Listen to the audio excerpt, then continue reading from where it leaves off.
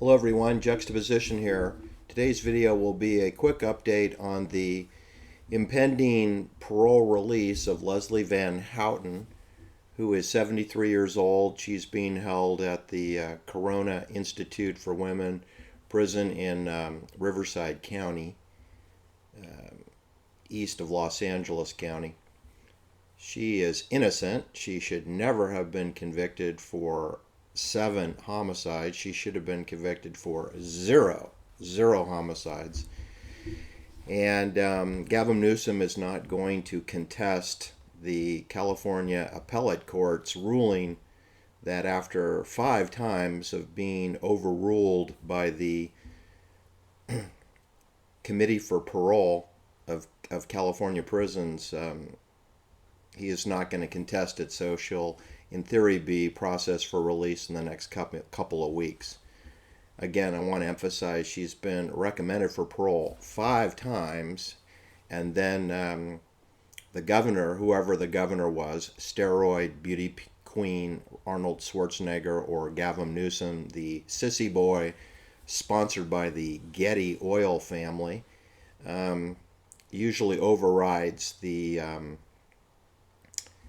committee for the parole board of state of California. You should know that every aspect of the so-called Manson family story is a lie. It's a complete mendacity. There was no Manson family. There is no cult. There is no Charlie Manson. His name on his birth certificate reads No Name Maddox. Later, his mother, 15 years old, named him Charlie Miles Maddox. That's the only name legally that Charlie Manson rebranded.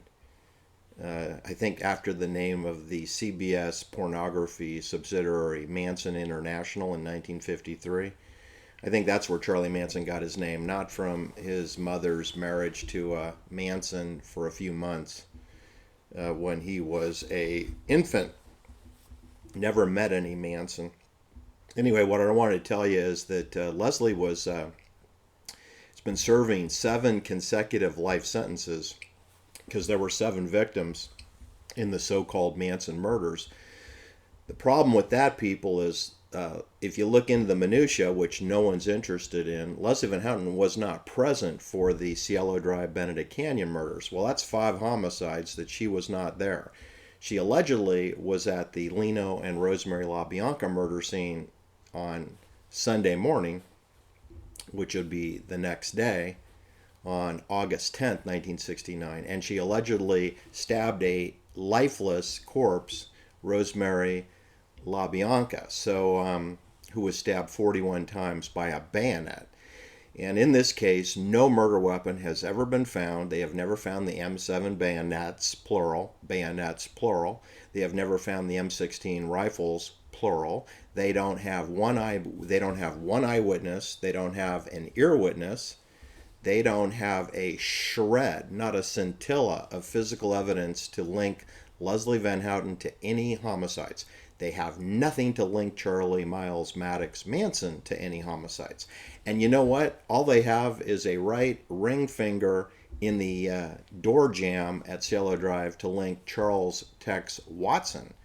And they have a pinky print of Patricia Krenwinkel, which is obviously planted on the door from the master bedroom at Cielo Drive. And then allegedly they had a footprint, a single footprint, barefoot footprint of Susan Atkins at the Cielo Drive murder scene. I'm here to tell you that this is ridiculous. They also had 36 fingerprints which did not belong to the victims and do not belong to the defendants in this case. So it's never been answered whose fingerprints are those 36 fingerprints. It's never been answered why was there a buck knife planted in the sofa besides Sharon Tate that was not used in the crime, with no DNA blood evidence, with no wound patterns. A buck knife does not match an M7 bayonet puncture wound. So obviously it's a knife that was planted. Okay? And then why is there an upside down American flag on the couch, indicating a military distress signal? Why is that? There's been no answer to that. And why was the fingerprints Why were the fingerprints not admitted into evidence of the trial? Besides the fact that they are exculpatory, they are a justification for doubt as to the guilt of any of the so-called defendants. So there were a pair of prescription eyeglasses found on the floor beside Sharon Tate's clothes, which all of her clothes were in steamer trunks ready to be moved to where she lived, wherever that is. I don't even know where Sharon Tate lived. What I can tell you is she didn't live at the porn set where she was killed, stabbed 16 times by an M7 bayonet. She did not live there. Anyway, I'm pleased that Leslie Van Houten will hopefully be getting out soon. It's 50 years too late as far as I'm concerned. She's 73 years old.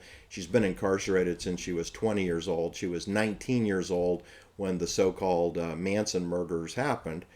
They should release Charles Watson immediately. They should release Patricia Krenwinkel immediately. And they should release Bobby Boussalet and anyone else associated with this fake, phony story of the murder of Gary Hinman or Jerome Shorty Shea. It's all a lie. It's all made up. There is no evidence to support the convictions for anyone. Look, they're all military assassinations. If you want to go after somebody, go after NATO, go after the WHO, go after Geneva, Switzerland, but leave innocent scapegoats alone. Anyway, that's my video for today. Thumbs up to Leslie Van Houten, wishing her well, wanting to get Charlie Watson out, wanting to get Patricia Krenwinkel released, wanting to get Bobby Boussalet out, and there's another fellow that I forgot his name. He needs to be released also. All of these people have been recommended for parole, and only the military-controlled fake governors of California have overruled that. So here we have the fake governor of California, Gavin Newsom, and he's not going to overrule the appellate court. I don't know why. I mean, there's no law other than maritime law in California.